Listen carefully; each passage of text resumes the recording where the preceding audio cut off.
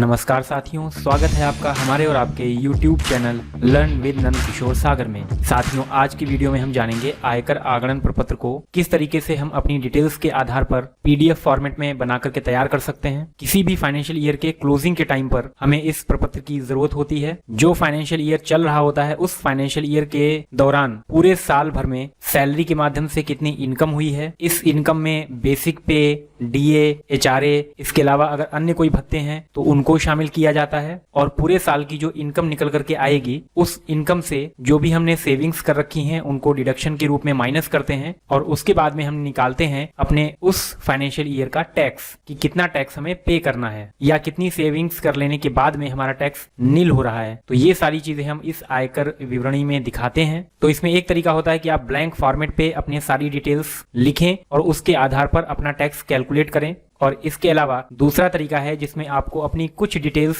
Online feed करनी है, जिसके आधार पर पूरी आयकर विवरणी बनकर के तैयार हो जाएगी और इस विवरणी को आप कभी भी हार्ड कॉपी के रूप में निकाल सकते हैं। तो चलिए जानते हैं इसके बारे में कि किस तरीके से हम अपनी आयकर विवरणी को ऑनलाइन जनरेट कर सकते हैं और PDF के रूप में डाउनलोड कर सकते हैं। तो सबसे पहले हम यहाँ पर देख लेते हैं एक विवरणी जो कि हमने बना करके तैयार की हुई है। अब आप यहाँ पर देख सकते हैं एक आयकर आगणन प्रपत्र या आयकर विवरणी जो इस तरीके से बनकर के तैयार होगी। इसमें ऊपर देख सकते हैं कर निर्धारण वर्ष यानी कि जो असेसमेंट ईयर है वो है 2024-25 और इसका फाइनेंशियल ईयर है 2023-24, जिसकी ये आयकर विवरणी हमने तैयार की है। बाकी डिटेल्स जो आप ऊपर देख रहे हैं ये हमने ब्लैंक रखी हुई हैं। ऑनलाइन डिटेल्स जब हम फिल कर रहे थे तो वहां पर हमने इन चीजों को नहीं भरा था, जिस वजह से ये कॉलम खाली दिखाई पड़ रहे हैं। अगर आप उस टाइम पर उन डिटेल्स को फिल करेंगे तो यहाँ पर ये भी आपको लिखे हुए दिखाई पड़ेंगे। अदरवाइज ये कॉलम इसी तरीके से ब्लैंक रहेंगे और बाद में आप अपनी हैंड राइटिंग में इसे खुद से भी फिल कर सकते हैं। तो ये कुछ बेसिक डिटेल्स हैं जो कि अभी हम बताएंगे आपको वेबसाइट, जिस पर जाने के बाद में आपको फिल करनी है, जिसमें नाम हो गया, जन्म तिथि, पद, बैंक का नाम, विद्यालय का नाम, पिता का नाम, वरिष्ठ नागरिक हैं या नहीं हैं, जेंडर के बारे में बताना है, पैन नंबर, अकाउंट नंबर, विकास खंड, आधार नंबर, मोबाइल नंबर, जनपद वगैरह, ये सारी डिटेल्स आपको फिल करनी है और ये ऑप्शनल है, जरूरी नहीं कि आप इनको फिल करें। बाकी नीचे की जो डिटेल्स आप देख रहे हैं जिसमें आपका ग्रेड पे है, बेसिक पे है, DA, HRA, इनकी डिटेल्स आपको एक बार वहां पर देनी होंगी और इसके आधार पर सारी डिटेल्स ये खुद ब खुद यहाँ पर फिल कर देगा। अभी इसमें नीचे भी देख सकते हैं, यहाँ पर आपकी टोटल सैलरी निकल करके आ जाएगी। इसके अलावा अगर आपने कुछ सेविंग्स दिखा रखी हैं तो वो डिडक्शंस आपको यहाँ पर दिखाई पड़ेंगी। इन डिडक्शन को आपकी इनकम से माइनस करने के बाद में और यहाँ पर देख सकते हैं इस तरीके से टैक्स की कैलकुलेशन भी ये अपने आप से कर देगा। तो यहाँ पर आपका काफी काम बच जाएगा, आपको खुद से कैलकुलेशन करने की जरूरत नहीं पड़ेगी और ये आपकी जानकारी के आधार पर एकदम सटीक कैलकुलेशन आपके लिए कर देगा। और इसे आप देख सकते हैं कि ये पूरा का पूरा जो फॉर्मेट है वो 1 पेज में इस तरीके से दिखाई पड़ेगा। तो अब हम देख लेते हैं कि इसको किस तरीके से हम तैयार करेंगे। तो इसकी शुरुआत हम करेंगे।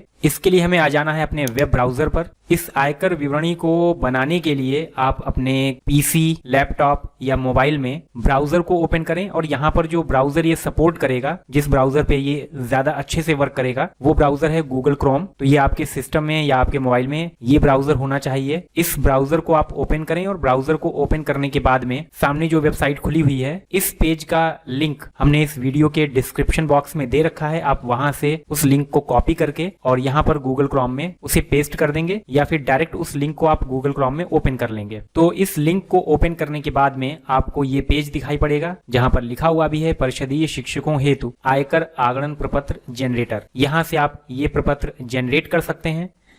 अब हम थोड़ा नीचे आएंगे और यहाँ पर हमें मिल जाएंगे 2 ऑप्शंस। जैसा कि यहाँ पर पूछा गया है ग्रेड पे चुनना है, तो ग्रेड पे हम चुनेंगे और ग्रेड पे चुनने के बाद में जो ये प्रपत्र जनरेट करेगा उसमें टैक्स की जो कैलकुलेशन होगी वो ओल्ड टैक्स रिजीम के अकॉर्डिंग हो या न्यू टैक्स रिजीम के अकॉर्डिंग, वो आपको यहाँ पर चूज करना है। तो अभी हम मान लेते हैं कि हम अपना जो ग्रेड पे है वो ओल्ड टैक्स रिजीम के अकॉर्डिंग टैक्स कैलकुलेट करना चाहते हैं। तो हमने यहाँ से इसे चूज किया, क्लिक करेंगे। यहाँ पर ग्रेड पे की लिस्ट दी हुई है जिसमें हम 72,825 शिक्षक भर्ती के जो टीचर्स हैं उनके लिए ग्रेड पे सिलेक्ट कर रहे हैं। तो हमने यहाँ पर ग्रेड पे ले लिया 4200 और इसके बाद में क्लिक कर दिया है गो। इसके बाद में नेक्स्ट पेज खुल जाएगा जिसमें आप देख सकते हैं कि आपको यहाँ पर वो डिटेल्स जो अभी हमने प्रपत्र में दिखाई थी यहाँ पर आपको फिल करनी है। कर्मचारी का नाम हो गया, पिता का नाम हो गया, EHRMS कोड हो गया, इस तरीके की कुछ बेसिक जानकारी है जो यहाँ पर फिल करनी है। उसके बाद में और भी डिटेल्स हैं जो यहाँ पर फिल की जानी है और इन्हीं के आधार पर आपका जो प्रपत्र है वो यहाँ पर बनकर के तैयार होगा। तो आप इन सभी को फिल कर सकते हैं। अगर आप चाहते हैं कि आपके फॉर्म में ये सारी चीजें प्रिंट फॉर्म में दिखाई दिखाई पड़े,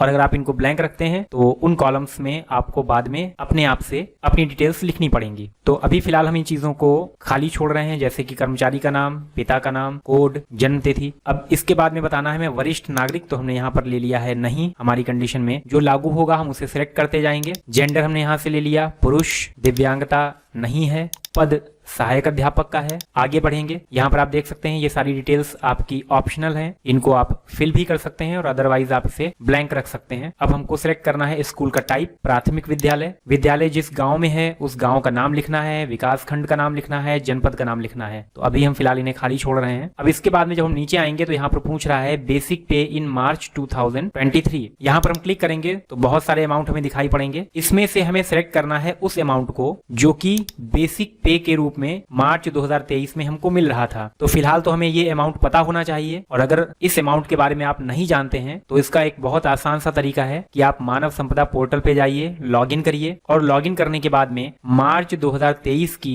जो सैलरी स्लिप है उसको डाउनलोड करिए। वहां पर आपको ये सारी डिटेल्स मिल जाएंगी। जैसे कि यहाँ पर हमने एक सैलरी स्लिप पहले से डाउनलोड कर रखी है, उसको हम देख लेते हैं। मानव संपदा पोर्टल पर लॉगिन करने के बाद में जब हम पेरोल में जाएंगे तो यहाँ पर हमने लिया हुआ है ईयर 2023 और मंथ सेलेक्ट किया है मार्च। इसके बाद में जब हम सबमिट पर क्लिक करेंगे तो इस पर क्लिक करते ही इस तरीके की सैलरी स्लिप हमारे सामने होगी। इस सैलरी स्लिप में सारी डिटेल्स दी हुई हैं, जैसे कि बेसिक पे कितना है, ग्रेड पे कितना है, डीए कितना है, एचआरए कितना है, एनपीएस अगर कट रहा है तो कितना कट रहा है, ये सारी डिटेल्स यहाँ पर मिल जाएंगी। तो यहाँ पर हम देख सकते हैं कि जो मार्च 2023 का बेसिक पे है वो है 43,600 रुपए। तो वापस आ जाएंगे हम अपने पेज पर और यहाँ पर हम इसी अमाउंट को सिलेक्ट करेंगे जो कि है 43,600 रुपए। इसके बाद में हमें बताना है वेतन वृद्धि किस महीने होती है। तो कुछ लोगों का इंक्रीमेंट लगता है जुलाई में और कुछ लोगों का लगता है जनवरी में, तो हमने यहाँ पर लिया हुआ है जुलाई। अब हमें बताना है एचआरए के बारे में, एचआरए कितना मिल रहा है। तो अभी हम सैलरी स्लिप पर देख चुके हैं, एचआरए था 1340 रुपए, उसे हम सेलेक्ट कर लेंगे। इसके बाद में आगे बढ़ेंगे। अब हमें यहाँ पर सिलेक्ट करना है टीचर के बारे में कि ये किस स्कीम के अंतर्गत आते हैं, ओपीएस या फिर एनपीएस। तो मोस्टली जो नए टीचर हैं वो एनपीएस में आते हैं, तो हमने यहाँ पर ऑप्शन सेलेक्ट किया हुआ है एनपीएस। अब एनपीएस के बारे में बताना है कि एनपीएस कब से कटना शुरू हुआ है। तो यहाँ पर ऑप्शंस दिए हुए हैं, मार्च 2023 से कटना शुरू हुआ है, अप्रैल 2023 से, नवंबर 2023 से, दिसंबर 2023 से, या फिर एनपीएस अभी कटना शुरू ही नहीं हुआ है, या एनपीएस हमारा पहले से ही कट रहा है। तो यहाँ पर यही कंडीशन हमारे ऊपर लागू हो रही है, तो हमने इसको सिलेक्ट कर लिया। इसके बाद में जीआईएस के बारे में बताना है, तो क्योंकि जीआईएस अब बंद किया जा चुका है तो इस वजह से हम यहाँ पर ऑप्शन सेलेक्ट करेंगे नो, ऑलरेडी क्लोज्ड। इसे सेलेक्ट करने के बाद में अब हमें बताना है अगर डीए से संबंधित कोई एरियर है तो उस एरियर के बारे में हमें बताना है कि इस एरियर का भुगतान किस तरीके से हमें किया गया है। 100% सैलरी अकाउंट में ट्रांसफर किया गया है, या 10% एनपीएस अकाउंट में चला गया है और 90% सैलरी अकाउंट में आया है, या फिर 10% एनपीएस में और 90% की एनएससी। तो हमने यहाँ पर लिया है 100% वाला ऑप्शन। इसके बाद में बताना है बोनस के बारे में, इस फाइनेंशियल ईयर में अगर बोनस मिल रहा है तो उस बोनस के बारे में बताना है, तो हमने यहाँ पर ऑप्शन लिया है यस। इसके बाद में बोनस का पेमेंट किस तरीके से हुआ है उसे सेलेक्ट करेंगे, फिर से वही 3 ऑप्शन है, तो हमने ले लिया है 100%। इसके बाद में हम नीचे आएंगे और यहाँ पर हमें अगर कोई अन्य एरियर है जो कि इस फाइनेंशियल ईयर में प्राप्त हुआ है उसे हमें यहाँ लिखना है। तो फिलहाल हमारी कंडीशन में ऐसा कुछ नहीं है, इस वजह से हम इसे ब्लैंक रखेंगे। और अगर कोई एरियर हमें मिला हुआ है और उस एरियर पर टीडीएस काटा गया है तो कितना टीडीएस काटा गया है उस अमाउंट को हम यहाँ पर लिखेंगे। तो अभी ऐसा कुछ नहीं है, इसलिए हमने इसको ब्लैंक रखा हुआ है। इसके बाद में आगे बढ़ेंगे। नेक्स्ट यहाँ पर हमें 12 मंथ का टीडीएस लिखना है। अगर हमारी सैलरी से हर महीने टीडीएस के रूप में कुछ अमाउंट डिडक्ट किया जा रहा है तो वो यहाँ पर हम दिखाएंगे मार्च 2023 में कितना टीडीएस काटा गया, अप्रैल 2023 में कितना डिडक्ट किया गया, मई 2023 में कितना डिडक्ट किया गया। इस तरीके से सभी के अमाउंट में यहाँ पर फिल करने हैं। तो अभी यहाँ पर हमारी सैलरी से कोई अमाउंट डिडक्ट नहीं किया जा रहा है, इसलिए हमने इनको ब्लैंक रखा हुआ है। इसके बाद आगे बढ़ेंगे। नेक्स्ट है एचआरए से संबंधित अगर आप छूट लेना चाहते हैं तो एचआरए के लिए जितनी छूट आप क्लेम करना चाहते हैं वो अमाउंट आपको यहाँ पर लिखना है। अगर आपने होम लोन ले रखा है तो उस लोन में पे किए गए इंटरेस्ट की छूट पाने के लिए जितना इंटरेस्ट आपके द्वारा पे किया गया है वो अमाउंट यहाँ पर दिखाना है। इस अमाउंट की आपको डिडक्शन मिल जाएगी। इसके बाद में नेक्स्ट है बैंक ब्याज, जिसमें आपके सेविंग अकाउंट में जो पैसा जमा है उस पर आपको बैंक ब्याज देती है। तो कितना ब्याज आपके उस अकाउंट में बैंक के द्वारा जमा किया गया है उस अमाउंट को यहाँ पर दिखाना है, क्योंकि इसके ऊपर आपको टैक्स देना पड़ता है, तो वो अमाउंट भी हमें यहाँ पर शो करना है। और इसके अलावा अगर कोई इनकम है तो उसे यहाँ पर दिखाना है। तो अभी हमने इन सभी को रखा हुआ है ब्लैंक। आगे बढ़ जाएंगे। अब यहाँ पर कुछ डिडक्शंस जो कि 80C के अंतर्गत आती हैं, इनमें से अगर कोई डिडक्शन आपको दिखानी है तो आप उस कॉलम में अमाउंट यहाँ पर फिल कर सकते हैं जिसकी डिडक्शन का लाभ आप लेना चाहते हैं। तो अभी हम यहाँ पर कुछ अमाउंट फिल किए दे रहे हैं, जैसे कि LIC हमने कोई पॉलिसी ले रखी है और इसमें हमने पूरे साल भर में, मतलब जो फाइनेंशियल ईयर है 2023-24 का, इस पूरे साल में LIC में मान लेते हैं कि हमने 50,000 रुपए डिपॉजिट किए हैं, तो वो अमाउंट हमने यहाँ पर दिखा दिया। इसके बाद में हमने PPF में दिखा दिया है कि इस पूरे साल के दौरान हमने PPF अकाउंट में 50,000 रुपए डिपॉजिट किए हैं। फिर हम दिखाई दे रहे हैं ट्यूशन फीस, जो कि हमने पूरे साल के दौरान 15,000 रुपए जमा की है। होम लोन का जो प्रिंसिपल अमाउंट है उसको यहाँ पर दिखाया जा सकता है। सुकन्या समृद्धि योजना में अगर कोई इन्वेस्टमेंट किया है तो उसे यहाँ दिखाना है, तो अभी फिलहाल हम यहाँ पर दिखाई दे रहे हैं 10,000 रुपीज।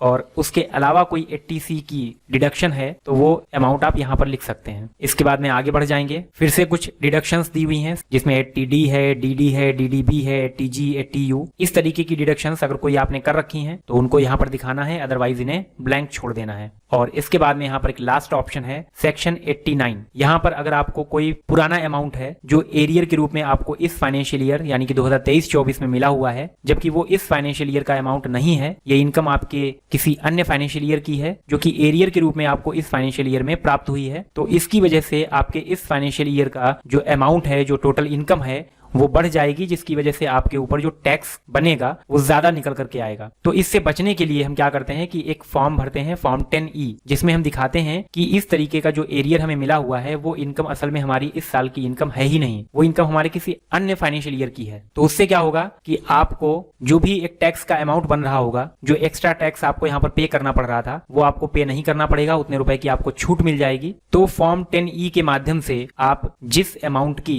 डिडक्शन चाहते हैं वो आपने फॉर्म 10E में फिल किया होगा, तो उस अमाउंट को यहाँ पर दिखाया जा सकता है कि इतने रुपए की छूट हम फॉर्म 10E के माध्यम से सेक्शन 89 के अंतर्गत ले रहे हैं। तो अभी हमारी कंडीशन में ऐसा कुछ भी नहीं है, तो हमने इसको ब्लैंक रखा है। और उसके बाद में अब हम लास्ट में क्लिक कर देंगे print income tax assessment form पर, और इस पर क्लिक करने के बाद में ओके पर क्लिक करेंगे। और अब आप यहाँ पर देख सकते हैं पूरा आयकर आगणन प्रपत्र, इसका प्रीव्यू हमारे सामने है। इसे हम डायरेक्ट प्रिंट कर सकते हैं या फिर अभी हम इसे सेव कर सकते हैं और बाद में इसका प्रिंट आउट ले सकते हैं। तो इसे सेव करने के लिए हम क्लिक कर रहे हैं प्रिंट बटन पर।